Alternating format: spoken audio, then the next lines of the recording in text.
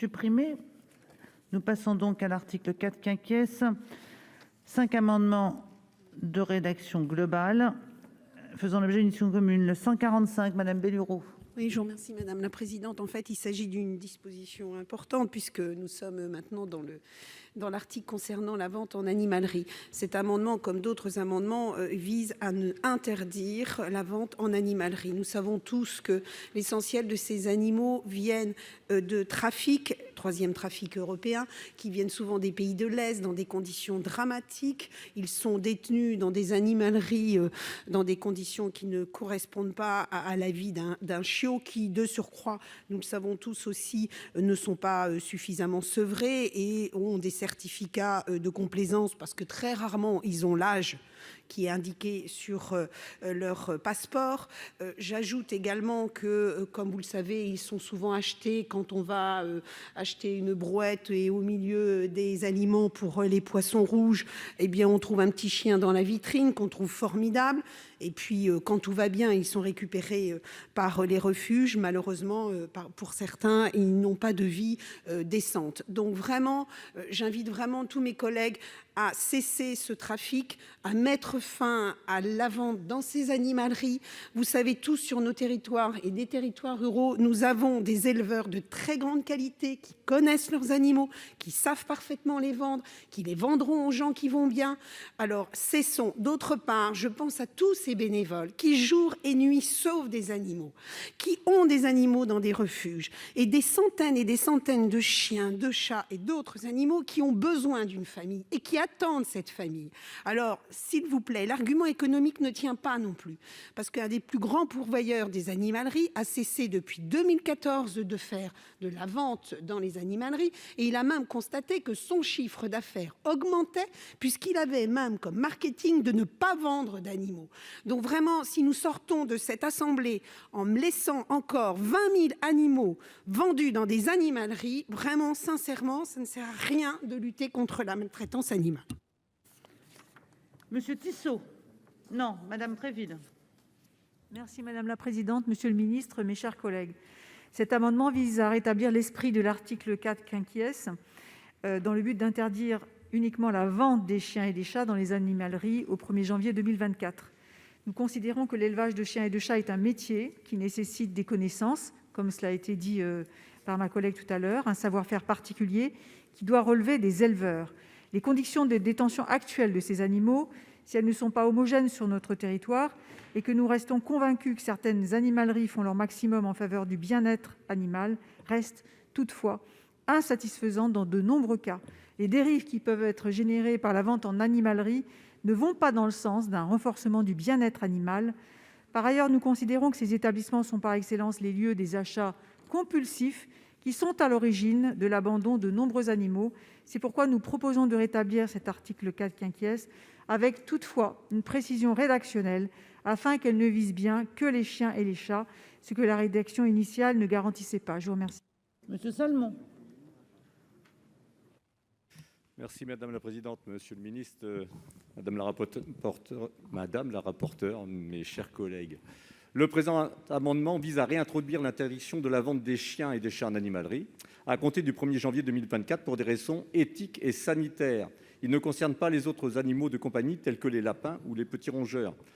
La commission a entièrement réécrit cet article en supprimant l'interdiction prévue et en la remplaçant par un encadrement des points de vente d'animaux. Mais cela ne nous semble pas suffisant. Le rapport de la mission gouvernementale de Loïc Dombreval met en garde sur les dérives générées par la vente en animalerie. On vient de les entendre tout de suite, mais comme c'est important, je vais me permettre d'y revenir. Le sevrage trop précoce des chiots et des chats causant des problèmes comportementaux qui entraîneront parfois leur abandon. L'approvisionnement par des usines à chiots et chatons. Les conditions de vie et de transport de ces animaux sont indignes. Des sélections opérées uniquement sur des critères morphologiques et manque de contact avec l'homme induisant une mauvaise socialisation de ces animaux. La falsification, parfois, de l'âge des chiots pour en vendre de très jeunes. En principe, un chiot ne peut être commercialisé qu'à partir de 4 mois au minimum. Or, de tels chiots sont déjà trop grands parfois pour retenir l'attention des clients. De plus, nombre de vétérinaires indiquent également que les chats et les chiens issus d'animalerie souffrent fréquemment de gale, de teigne, de parasites intestinaux liés à la concentration des animaux derrière les vitrines. L'amendement adopté en commission n'interdit que les vitrines donnant sur la rue. Enfin, soulignons que le fait d'interdire la vente des chiens et des chats dans les animaleries ne conduira pas à leur fermeture. La majeure partie de leur chiffre d'affaires ne dépend pas de cette activité. La Fédération des jardineries et animaleries de France l'a confirmé lors des auditions à l'Assemblée nationale. Nous avons inscrit dans notre droit que l'animal est un être doué de sensibilité. Nous devons donc en tirer les conséquences. Il ne peut pas être un produit d'appel dans une animalerie. Merci. Monsieur Gold, pour un amendement identique. Merci, monsieur le ministre. Nous reconnaissons l'effort effectué par la commission des affaires économiques afin de renforcer la prise en compte du bien-être animal au sein des animaleries et lutter contre les achats d'impulsion par l'interdiction des exposés en vitrine. Cependant, en dépit de toutes les précautions qui pourront être prises, la vente de chiots et de chatons en animalerie ne peut en aucun cas être adaptée.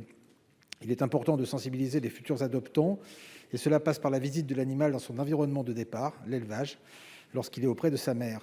Cette visite permet également de se rendre compte des conditions d'élevage et de lutter contre les trafics. Le présent amendement vise donc à interdire la vente de chiens et de chats en animalerie à compter du 1er janvier 2024 et de permettre donc une socialisation qui débute avec la mère et l'éleveur et doit se poursuivre rapidement avec sa famille d'accueil.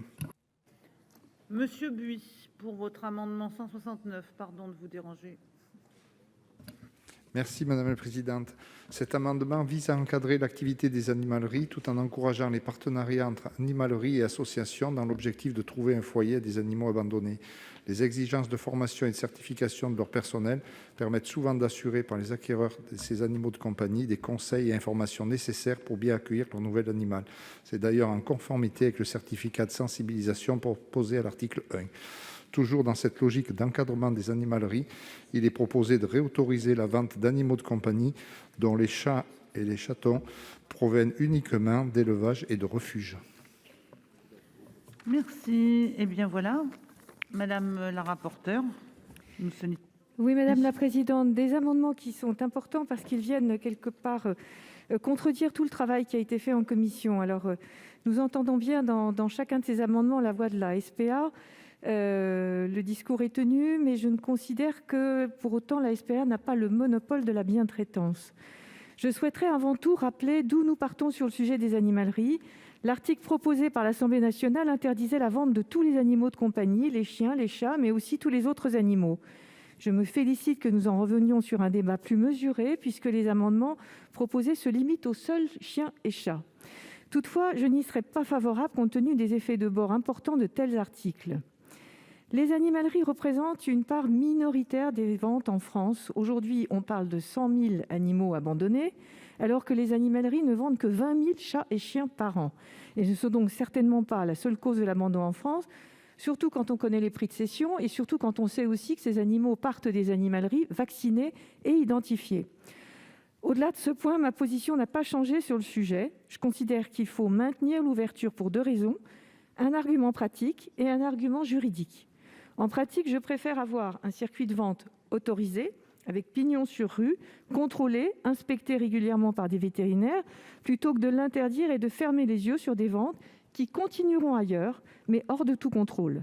La fermeture totale des animaleries, sans tarir la demande, fera inévitablement basculer tous ces échanges d'animaux à d'autres canaux, moins contrôlés, où les vétérinaires ne seront pas présents. Foires et bourses aux animaux qui posent des difficultés sanitaires, vente en ligne, voire trafic d'animaux. Je préfère avoir un circuit de vente avec des professionnels qui conseillent plutôt qu'un circuit dématérialisé qui, à coup de clic, permet d'importer un animal venant d'on ne sait où. Pour autant, une fois de plus, et je regarde Monsieur le ministre, les contrôles existent, mais manifestement, les personnes susceptibles de les faire ne sont pas suffisamment nombreuses. Charge aussi à l'État d'apporter les moyens conséquents. Rappelons que ces animaleries qui vendent 20 000 animaux par an sont soumises à de nombreuses règles sanitaires et de protection animale, celles applicables aux refuges et les élevages, ainsi que des règles additionnelles, autocontrôle, suivi des animaux, bonnes pratiques, validées par l'État et l'ANSES. En cas d'infraction, le préfet peut les fermer. Si carence existe, c'est donc la capacité de réglementation et de contrôle de l'État, ce que je disais à l'instant, et en particulier de ces moyens qu'il convient de renforcer. Concernant l'aspect juridique, il existe une interrogation constitutionnelle Peut-on interdire à certains professionnels uniquement, à certains types d'établissements uniquement, de vendre des animaux, tandis que d'autres canaux équivalents sont maintenus sans que des critères objectifs ne soient cités ? La proposition et la position de la commission me paraissent plus équilibrées. Nous autorisons les animaleries, mais nous les faisons profondément évoluer, conscientes de la nécessité et de la nécessaire évolution des animaleries en lien avec nos connaissances plus grandes sur les besoins des animaux. La commission a adopté une solution de compromis efficace visant à améliorer leur encadrement et leur contrôle, inciter à une évolution progressive de leurs pratiques jugées comme plus problématiques, en appelant à une révision triennale de la réglementation applicable. Surtout, pour inciter davantage les animaleries à se lier à des refuges ou fondations, comme c'est le cas en Californie, la Commission a promu ces partenariats pour que les chiens et chats qui y soient vendus puissent provenir davantage de refuges, ce qui est de nature à les désengorger, tout en promouvant les bonnes pratiques en animalerie. Cette position me paraît être la plus opérationnelle, car elle évite de nombreux effets de bord liés au principe d'interdiction, qui ne donnera lieu immanquablement qu'à des trafics en tout genre. Je donne donc un avis défavorable sur les amendements 145, 27, 66, 160 et 169. Monsieur le ministre. Merci beaucoup, Madame la Présidente. Sur ce sujet des animaleries, force est de constater effectivement que le texte sorti commission économique est revenu extrêmement largement sur le texte adopté à l'Assemblée nationale.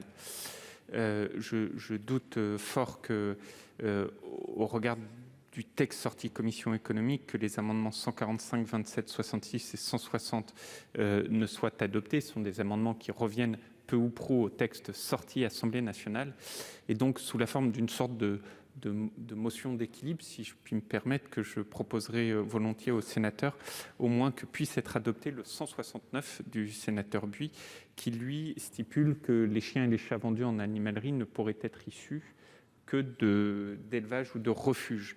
Donc en espérant que le 169 puisse à minima être adopté, je proposerai un retrait des 4 premiers au profit du 169. Bien. Je vais donc passer au vote. S'il y a des explications de vote, c'est maintenant. Monsieur Bazin. Et ensuite...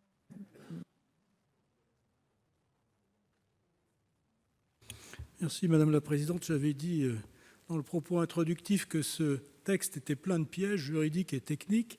On en a une belle illustration. L'Assemblée nationale, croyant interdire la vente de chiens et de chats en animalerie, en fait a interdit toutes les ventes en animalerie. Première erreur. Et ensuite, on peut se poser la question du point de vue technique si le fait d'interdire même la vente des chiens et des chats en animalerie est pertinent ou pas. Il y a 800 000 ventes de chiens et de chats par an. Les animaleries, moi je n'ai pas tout à fait le même chiffre que Mme la rapporteure, peu importe, on vend entre 14 et 16 000. Peu importe, c'est 2 ou 4% des ventes annuelles. C'est dire que c'est marginal. Et c'est le seul secteur qui est transparent et inspecté. Le seul secteur transparent et inspecté régulièrement.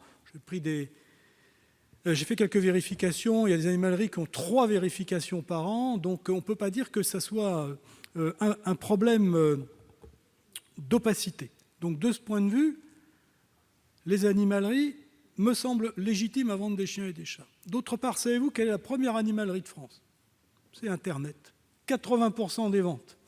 Donc si on a tout ce qu'on va interdire en animalerie, va se reporter sur Internet. À preuve, il y a un endroit, je ne dirais pas lequel, dans lequel une animalerie a été repérée par les services de l'État comme ayant des pratiques contestables.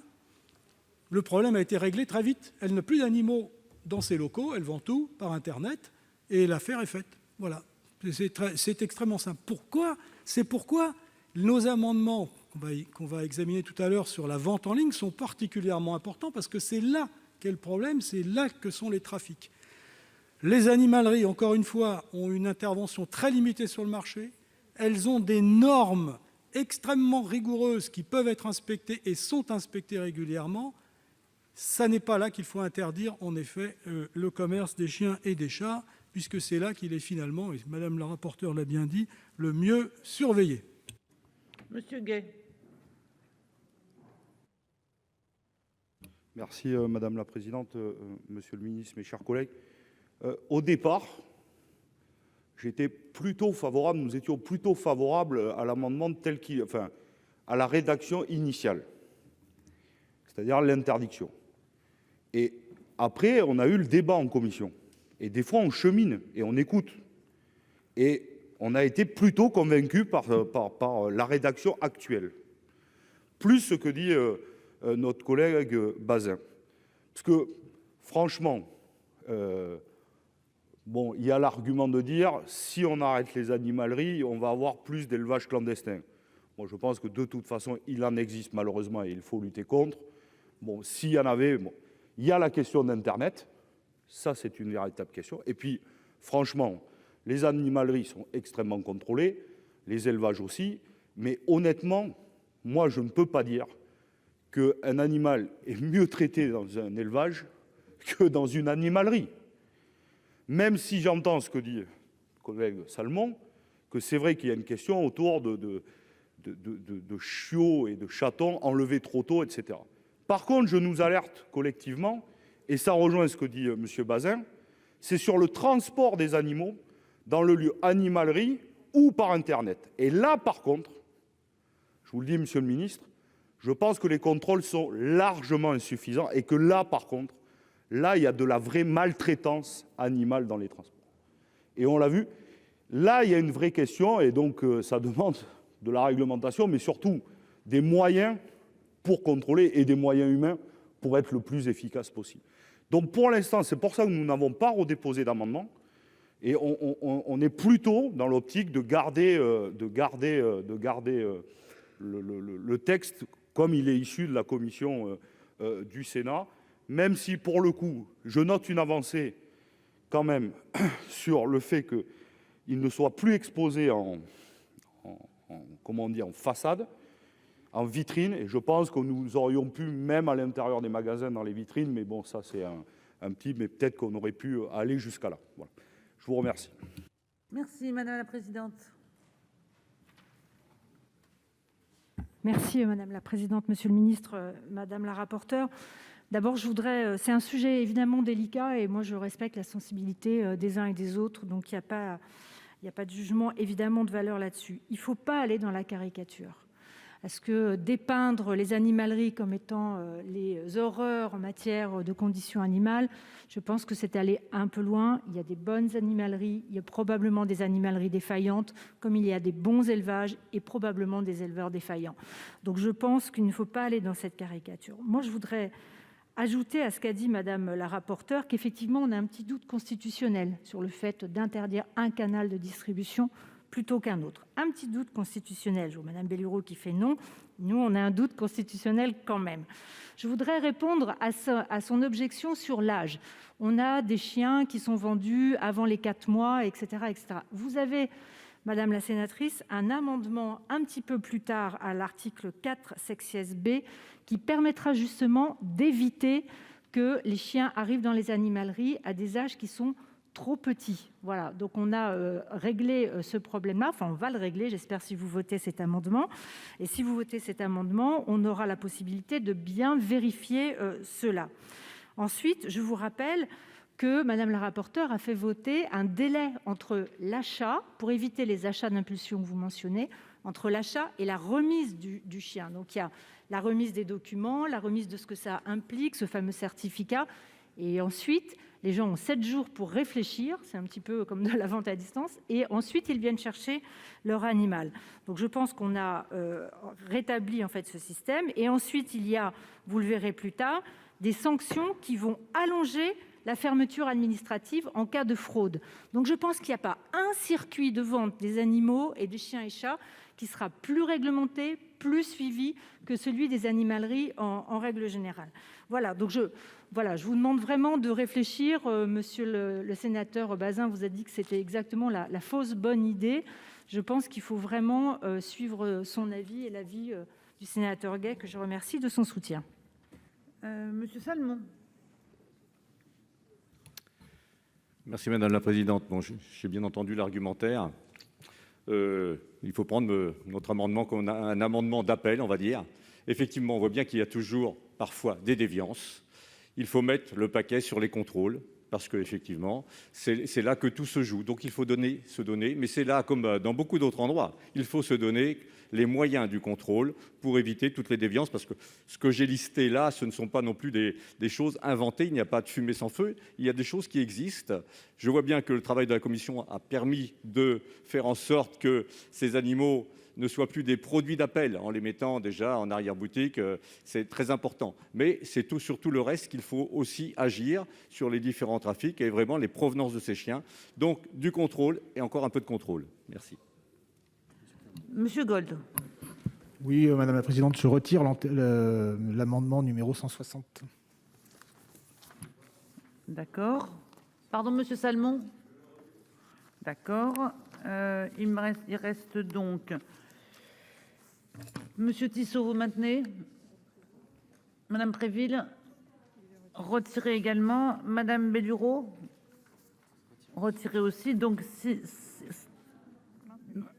vous maintenez. Enfin, je suis désolée, avec les masques, c'est pas toujours clair quand vous parlez pas dans le micro. Donc, celui de Madame Bellureau est maintenu. Il reste donc le 145 et le 169, sauf erreur de ma part.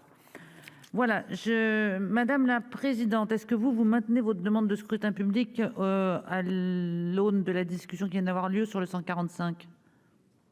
Oui, d'accord. Donc, scrutin public sur le 145 à la demande de la Commission. Avis de la Commission défavorable, avis du Gouvernement.